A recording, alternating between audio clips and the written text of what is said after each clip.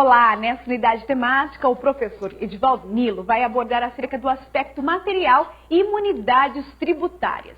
Incide ICMS no serviço prestado no exterior.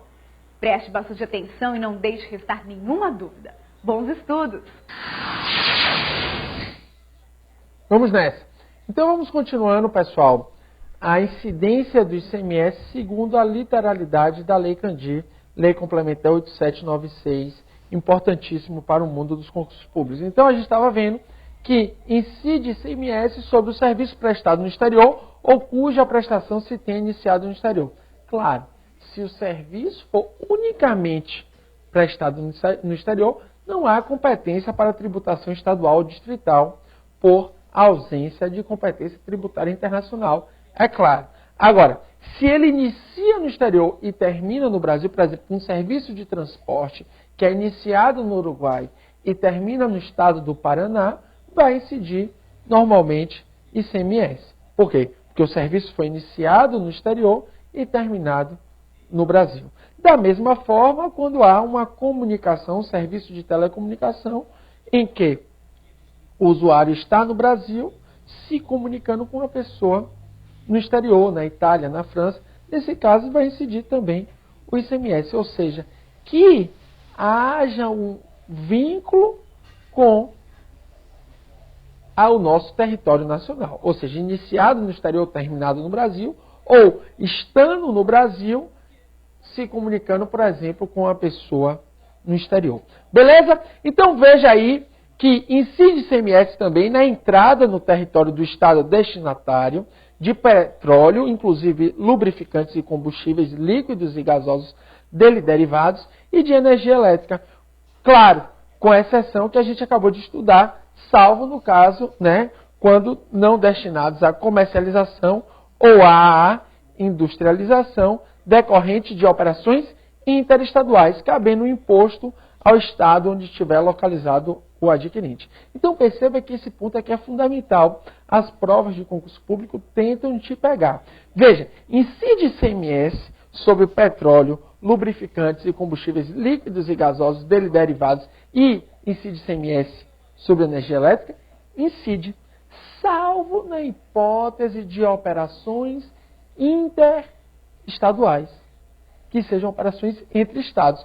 Ou seja, quando não destinados à comercialização ou à industrialização decorrentes de operações interestaduais, cabendo o ICMS onde estiver localizado o adquirente. Pessoal, passamos agora a falar sobre as imunidades tributárias do ICMS. Veja o que diz o artigo 155, parágrafo 2º, inciso 10 da Constituição Federal. Diz o seguinte: não incidirá ICMS. Todos esses casos aqui são casos de imunidade tributária. Por quê? Porque são hipóteses de não incidência constitucionalmente estabelecidas.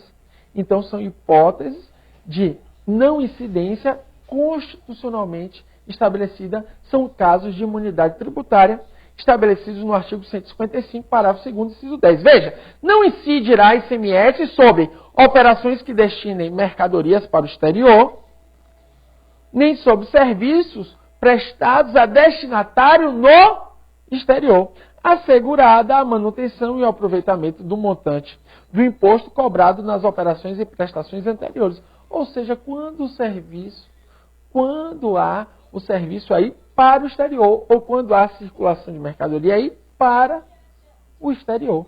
Nesse caso, claro que não vai existir a incidência do ICMS, até por falta de competência tributária. Então, caso aí de imunidade estabelecido no texto constitucional. Também não incidirá ICMS, segundo o texto constitucional, sobre operações que destinem a outros estados petróleo, inclusive lubrificantes, combustíveis líquidos e gasosos dele derivados e energia elétrica. A gente acabou de ver isso. Operações interestaduais, quando se destinem à comercialização ou à industrialização em operações entre estados. Aí não irá incidir.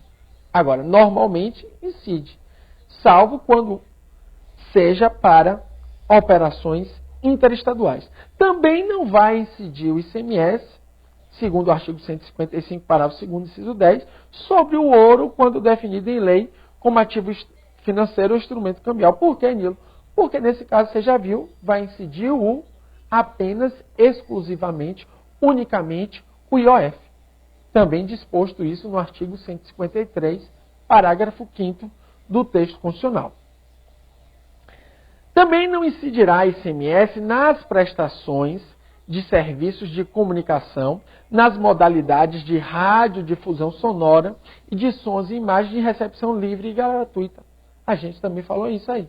Nesses serviços de comunicação de TV aberta, em que não haja prestação aí para o usuário de forma onerosa, Globo, SBT, Rede TV, Record, né, Bandeirantes, todos esses casos aí são casos de imunidade tributária. Veja que esta imunidade tributária foi estabelecida, né, alterando a redação do texto constitucional a partir da emenda constitucional 42 de 2003. Então não irá incidir ICMS nas prestações de serviços de comunicação nas modalidades de radiodifusão sonora, edições e imagens de recepção livre e gratuita. Agora, claro, quando for TV a cabo, pay-per-view, aí irá incidir porque não é recepção livre e gratuita.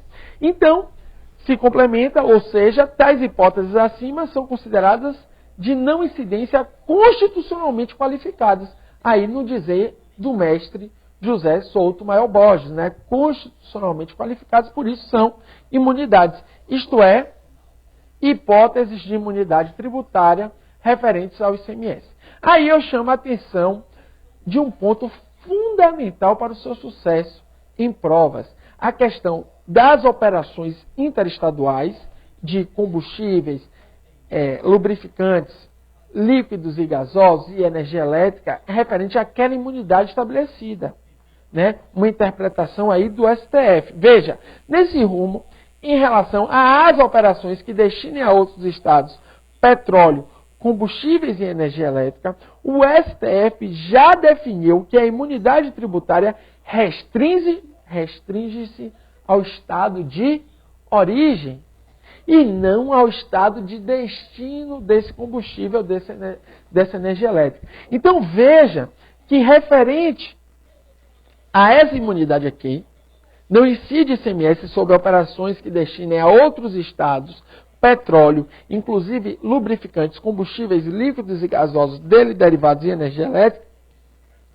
O STF já decidiu de forma consolidada que a interpretação desta imunidade é que só irá incidir, no caso, o ICMS no estado, ou seja, não irá incidir o ICMS no estado de origem. Irá incidir no estado de destino. Então, é uma interpretação restritiva desta imunidade. Ou seja, o STF vai dizer que a imunidade tributária restringe-se ao estado de origem, ou seja, vai poder incidir sobre o estado de destino referente a operações interestaduais de combustíveis, lubrificantes e energia elétrica.